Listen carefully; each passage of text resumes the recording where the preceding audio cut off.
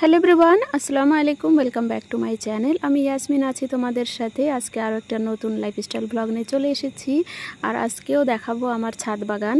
একটু একটু করে গাছ লাগিয়ে কিভাবে ছাদ বাগানটা ভরিয়ে তুলছি সেটাই তোমাদের সঙ্গে শেয়ার করব। এই যে কুমড়ো গাছটা দেখতে পাচ্ছ, এটা কিন্তু আমি লাগাইনি, এটা এমনি এমনিতেই হয়েছে। কারণ মাটি রেখেছিলাম টবের মধ্যে, মানে ওটা গ্রো ব্যাগ 12x12 ইঞ্চির, তো ওর মধ্যে গাছটা হয়েছে, তো গাছটা আমি আর তুলিনি, গাছটা থাক। আর এই যে লাউ গাছ দেখতে পাচ্ছ, এটা কিন্তু আমি ছাদে লাগাইনি, তোমাদের একটু পরেই দেখাবো কিভাবে এই লাউ গাছটা উপরে এসছে। আর এই লাউ গাছটা প্রথমে ভাবছিলাম এই যে নেট দিয়ে রেখেছি ব্লু কালারের, ওতে হয়ে যাবে, কিন্তু ওটাতে দেখছি কি লাউ গাছের ডগা এমনভাবে ওটাকে জড়িয়ে ধরছে যে ওটা মানে নেটটা নিচের দিকে ঝুলে পড়ছে। ওই যে দেখো ছোট্ট একটা লাউ এসছে, তো লাউটা দেখে খুবই আনন্দ হচ্ছে বলেই আমি লাউ গাছের যত্ন করতে শুরু করলাম। এটা একটা শখের বশে লাগানো ছিল, বাট এখন লাউ গাছের গ্রোথ দেখে এত ভালো লাগছে, মনে হচ্ছে একটু যত্ন করা দরকার। তো এই যে অনেক ফুল এসছে, পুরুষ ফুল, তারপরে স্ত্রী ফুল অনেক এসছে, তো মোটামুটি এটা আশা করা যেতে পারে যে গাছে কিন্তু লাউ হবে। চলো তোমাদের দেখাই লাউ গাছটা কীভাবে উপরে এসছে। এই যে একটা ডগা এদিকে এসছে, আর ওই যে নিচেই মানে আমি লাগিয়েছিলাম গাছটা, একসঙ্গে 4টে গাছ ছিল, তো 3টে তুলে ফেলেছি আর একটা রেখেছি। এটাও একটা মানে এক্সপেরিমেন্ট হলো। লাউ গাছটা কিন্তু প্রায় মরেই গেছিলো, বৃষ্টিতে পাতাগুলো হলুদ হয়ে গেছিলো আর ওর কোনো গ্রোথই ছিল না। তারপরে আমি ভাবলাম ঠিক আছে রেখে দিই, দেখি কি হয়। গাছ কাটতে ভীষণই মায়া লাগে, কষ্ট লাগে, তো গাছটা রেখে দেওয়ার পর এখন দেখছি কি না গাছটা আমার ফিডব্যাক হিসেবে আমার মনটা শান্তি করে দিয়েছে। এই যে এই গাছটা দেখে এত ভালো লাগে, আমি রোজ সকালে সন্ধ্যায় ছাদে আসি কিন্তু এই গাছটার জন্যই বিশেষ করে। তো যখন নেটের দেখলাম এই অবস্থা যে নেটগুলো ঝুলে পড়ছে লাউয়ের ডগার ভারে, তখন আমি এই যে ঝাড়নটা এখানে বিছিয়ে দিয়েছি। এটা আমাদের ঘর যখন প্লাস্টার হবে তখন কিন্তু এটা আবার তুলে নিতে হবে।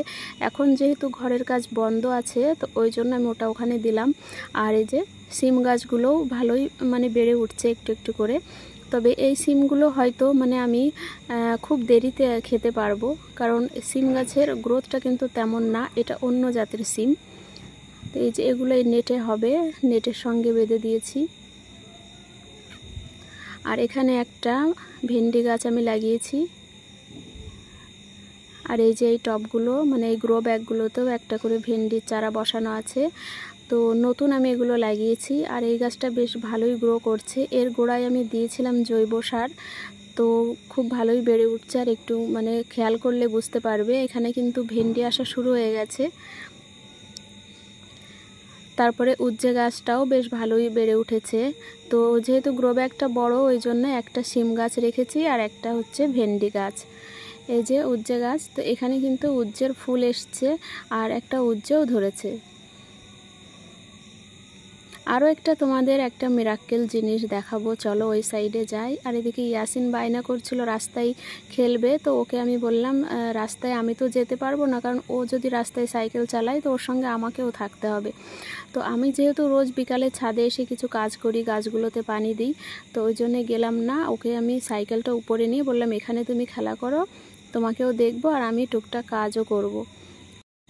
তো ওদিকে আমি কিছু ফুল গাছ লাগালাম, কারণ পর্তুলিকা ফুলগুলো ওগুলো মাটি চেঞ্জ করে লাগালে আবার কিন্তু এই শীতকালে ভরপুর ফুল দেবে, তো সেগুলো লাগালাম। আর এই পাশে চলো তোমাদের একটা জিনিস দেখাই।